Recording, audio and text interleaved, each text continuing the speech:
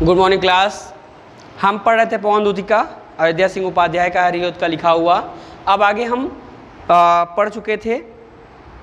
इसमें 12 तक हो चुके थे। अब हम 13वें पढ़ेंगे और आपको पीछे जो भी ना समझ में आया होगा उसको पूछ लीजिएगा, आपको नेक्स्ट में उसको बता दिया जाएगा, समझा दिया जाएगा। देखिए किताब खोल लीजिए आप लोग। सांचे ढाला सकल वपु है दिव्य सौंदर्यशाली, असत पुरुषों सी सुरभि उसकी प्राण संपोषिका है। दोनों कंधे वृषभ वर से हैं बड़े ही सजीले, और लंबी बाहें कलभ करसी शक्ति की पेटिका है। तो देखिए सांचे ढाला सकल वपु अर्थात कि उनका शरीर देख कर कैसा लगेगा। सांचे ढाला अर्थात वपु मतलब होता है यानी शरीर, सकल मतलब संपूर्ण। उनका संपूर्ण शरीर देख कर कैसा लगेगा, मानो सांचे में ढाला हुआ हो। जिस प्रकार से कोई भी मूर्ति या कोई भी चीज़ें बनाई जाती हैं तो उसको सांचे में ढाल कर, जैसे कुम्हार का बर्तन होता है और जो ईंट बनते हैं, तो ऐसे कुछ चीज़ें होती हैं जो सांचे में ढाल करके उसको बनाया जाता है। तो श्री के यहाँ पर राधिका पवन दूतिका से कहती हैं कि पवन दूतिका जब तुम जाओगे उनका देखोगे उनकी सुंदरता को, तो ऐसा लगेगा मानो उनका शरीर संपूर्ण रूप से सांचे में ढाल कर बनाया गया, अर्थात पैर से लेकर के सिर तक उनकी सुंदरता को देखकर ऐसा लगे मानो कि उनके सारे शरीर को, संपूर्ण शरीर को सांचे में ढाल करके बनाया गया हो। दिव्य सौंदर्यशाली अर्थात कि उनकी सुंदरता दिव्य है, अलौकिक प्रकाश फैला, अर्थात मानो उनकी सुंदर शरीर में अलौकिक प्रकाश है, अलौकिक सुंदरता है, ऐसा लगेगा। सत पुष्पों से सुरभ उसकी प्राण संपोषिका अर्थात मानो कि सत पुष्पों सुंदर सुंदर पुष्पों के सुरभ ही अर्थात सौंदर्य को देख करके ऐसा प्रतीत होगा, लगेगा कि मानो वहाँ प्राणों की संपोषिका अर्थात मानो वहाँ प्राणों का पोषण करने वाली है। सुंदर पुष्पों को लगेगा देख करके मानो उसकी प्राण पोषिका हैं। दोनों कंधे वृषभ वर से अर्थात उनके दोनों कंधे जो हैं वहाँ वृषभ मतलब होता है बैल, बैलों की तरह मजबूत और बहुत ही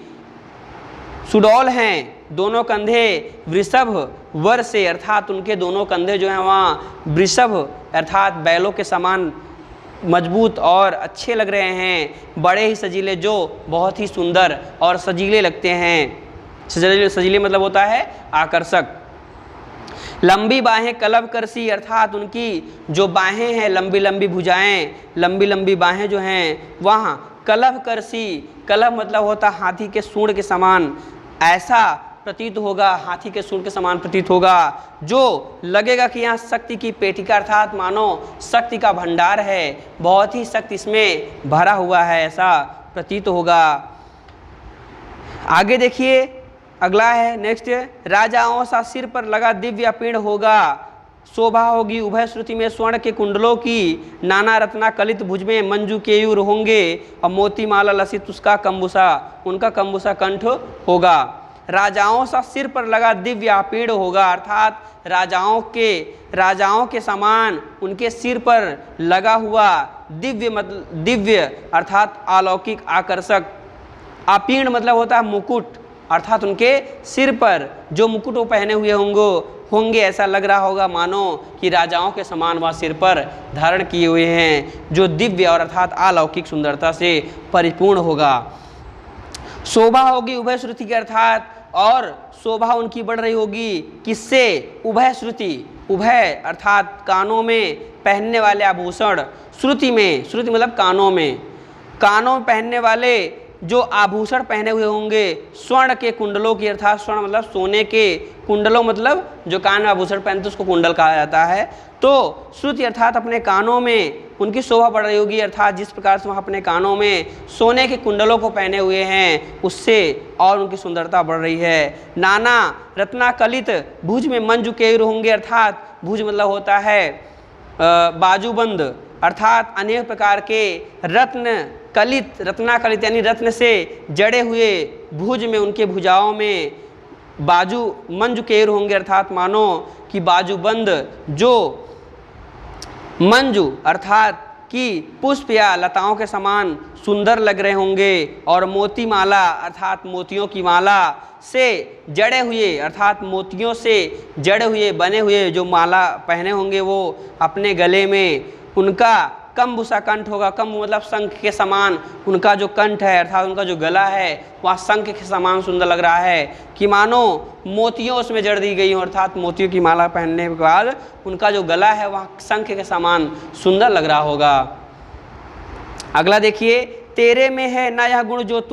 तू व्यथाए सुनाए, व्यापारों को प्रखर मतियों युक्तियों से चलाना, बैठे जो हो निज सदन में मेघ सी कांति वाले, तो चित्रों को इस भवन के मध्य से देख जाना। अर्थात कि तेरे में यह गुण नहीं है कि तू मेरी व्यथाएं उनको सुनाए, व्यापारों को प्रखर और युक्तियों से चलाना, अर्थात इस व्यापार को अर्थात इस व्यवहार को प्रखर मति से, अपने बुद्धि से, अपनी चतुरता से और युक्तियों से, अर्थात ऐसी ऐसी युक्तियां करना, ऐसी ऐसी उपाय खोज लेना कि जिससे वह मेरी बातों को अर्थात तुम्हारी बातों को समझ जाएं, वहाँ यह समझ जाएं कि हाँ यह मेरी प्रियतमा राधिका के द्वारा भेजी हुई कोई दूत है, ऐसा तुम वहाँ पर व्यवहार करना, ऐसी अपनी बुद्धि प्रखर बुद्धि से, अपनी चालाकी बुद्धि से ऐसी युक्तियाँ चलाना, अर्थात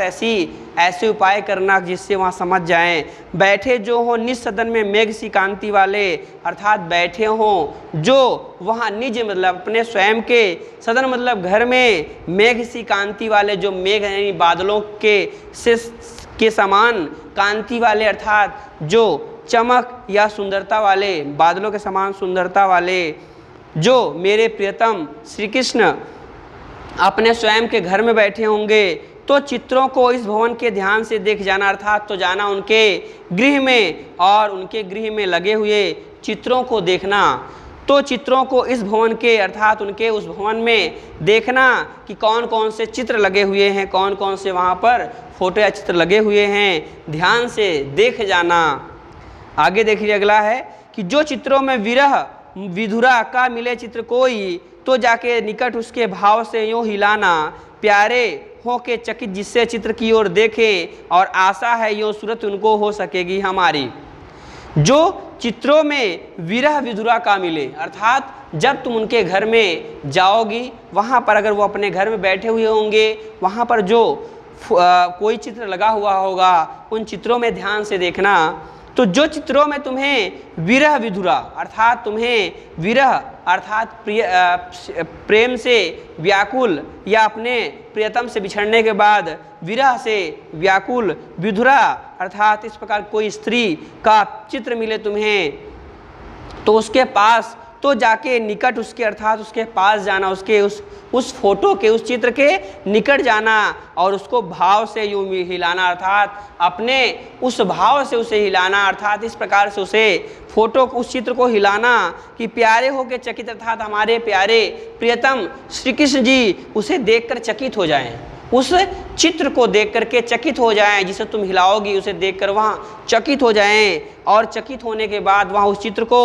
की ओर देखेंगे, और शायद उस चित्र को देखने के बाद आशा है या मुझे आशा है और विश्वास है कि यूँ सूरत ही, अर्थात सूरत ही मतलब उन्हें मेरी सूरत यानी उन्हें मेरी याद आ जाएगी, उनको हो सकेगी हमारी, अर्थात कि जब वहाँ उस चित्र को देखेंगे तो शायद उन्हें मेरी याद आ जाए या मुझे आशा है। इस प्रकार से तुम उनके पास जा कर के ऐसे ही करना कि कोई चित्र दिखाई देगा तो उसे तुम हिला देना, उस चित्र को देखकर शायद मेरे प्रियतम श्री कृष्ण को मेरी याद आ जाए और वह पुनः मुझसे मिलने वापस आ जाएं। Okay, thank you class. Next फिर हम पढ़ेंगे इसके आगे का।